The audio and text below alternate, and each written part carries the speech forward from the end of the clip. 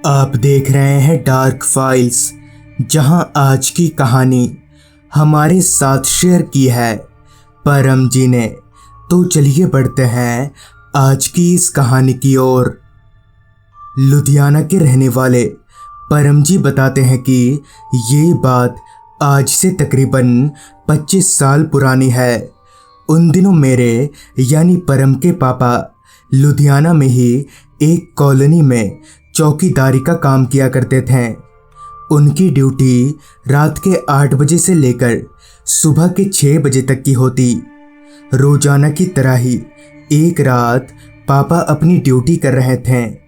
रात के तकरीबन 10 बजे जब कॉलोनी के ज़्यादातर लोग नींद के आगोश में जा चुके थे, तब पापा अपने एक हाथ में टॉर्च और दूसरे हाथ में डंडा लेकर पूरी कॉलोनी का चक्कर मार रहे थे। एक बार पूरी कॉलोनी का चक्कर लगाकर पापा अपनी चेयर पर आकर बैठ गए। रात काफ़ी हो चुकी थी। चारों तरफ गहरी खामोशी छाई हुई थी। कुछ देर तक तो पापा ने भी खुद को जगाए रखने की नाकाम कोशिश की, मगर भारी पलकें कब बंद हो गईं पता ही नहीं चला। फिर जब उनकी आंख खुली तो किसी के कदमों की आहट पापा को सुनाई पड़ रही थी। उन्होंने धीरे से आंख खोलकर चारों ओर देखा, मगर कोई इंसान तो दूर, वहां कोई कुत्ता तलक भी नजर नहीं आ रहा था जिसके कदमों की आवाज़ पापा को सुनाई पड़े। आसपास किसी को भी ना पाकर पापा ने फिर से अपनी आंखें बंद कर लीं। अभी वो सोने की कोशिश कर ही रहे थे कि तभी पापा को अपने कंधे पर एक बर्फ सा ठंडा हाथ महसूस हुआ। ये एहसास होते ही पापा झट से पीछे मुड़े तो पाया कि एक हट्टा कट्टा जवान लड़का है।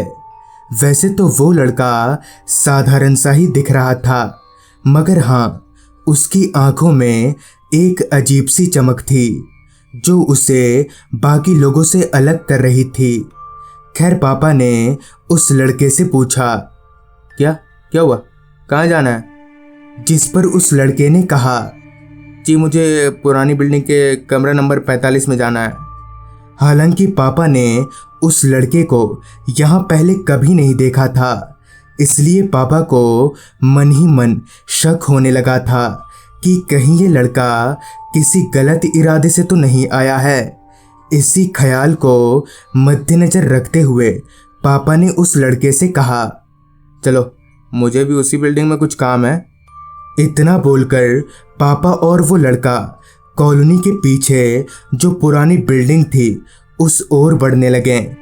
पापा अभी उस लड़के के साथ थोड़ा आगे गए ही थे, तभी उन्होंने नोटिस किया कि वो लड़का बार बार उन्हें ही देख रहा है। पापा को उसकी ये हरकत थोड़ी अजीब लगी, मगर पापा बोलते भी तो क्या बोलते, इसलिए वो चुपचाप चलते रहे।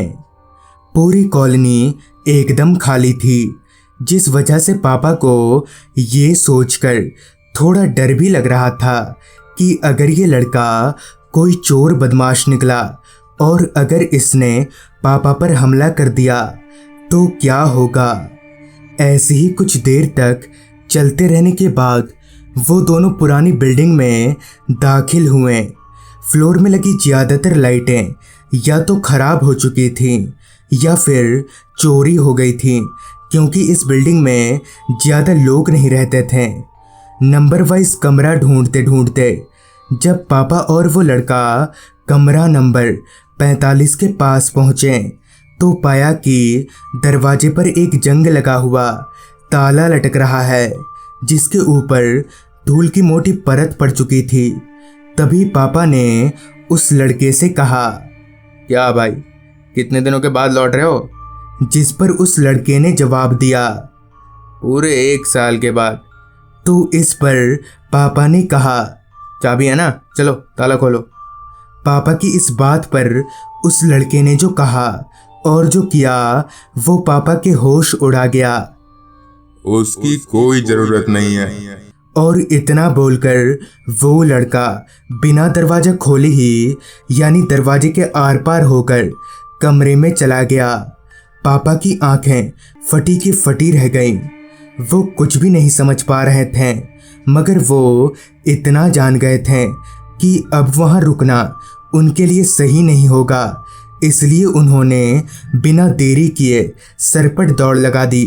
अगली सुबह जब पापा ने कमरा नंबर 45 और उस लड़के का जिक्र कॉलोनी के बाकी लोगों से किया, तब पता चला कि दरअसल वो लड़का आज से 3 साल पहले उसी कमरे में रहा करता था। पर पता नहीं क्यों एक दिन उसने उसी कमरे में लटक कर फांसी लगा ली। तब से पुरानी बिल्डिंग के लोगों से ये कहना है कि वो लड़का हर साल मार्च महीने के 9 तारीख को यहाँ आता है, क्योंकि उसने मार्च महीने के 9 तारीख को ही फांसी लगा ली थी। और पिछली रात यानी जब पापा को वो लड़का दिखा था तब भी तारीख 9 ही थी। इस घटना के बहुत दिनों तक पापा बीमार रहे, मगर कुछ दिनों बाद उनकी तबीयत बिल्कुल सही हो गई। तो दोस्तों, ये थी परम जी की भेजी गई कहानी। अगर आपके पास भी ऐसी ही कोई कहानियाँ हैं तो हमारे साथ ज़रूर शेयर करें। तो मैं आर्यन जल्द ही मिलूँगा आपसे ऐसी ही एक कहानी के साथ।